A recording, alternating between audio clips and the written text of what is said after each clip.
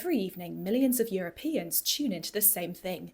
Netflix shows like Love is Blind, TikTok trends from the US, or Champions League football. These global hits shape how people live, laugh, and debate. But here's the problem. Europe doesn't have many of its own shows that connect people across borders. Sure, the EU has built treaties, a single market, and even a common currency. But culture? That's been left mostly to national TV, homegrown influencers, and even Hollywood.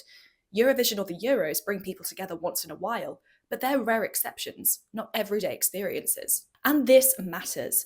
Experts like philosopher Jürgen Habermas argue that democracy needs more than rules. It needs a shared public sphere and common cultural references. Brussels has tried to tackle this through things like Euronews, Arte, and quotas that mean Netflix has to carry 30% European content on the platform. But none of this has created a continental phenomenon on the scale of, say, Love is Blind, which has racked up 700 million hours of viewing across all its seasons. The EU's next budget proposal includes 8.6 billion euros for culture and democracy.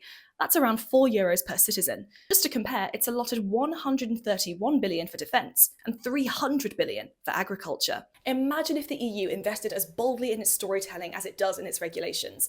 A reality show spanning Brussels, Paris, and Warsaw, entertaining people in Madrid and Vilnius alike.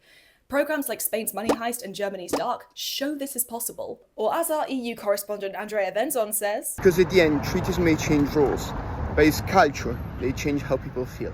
So if the EU wants to feel less distant and more part of people's life, it needs some binge-worthy content.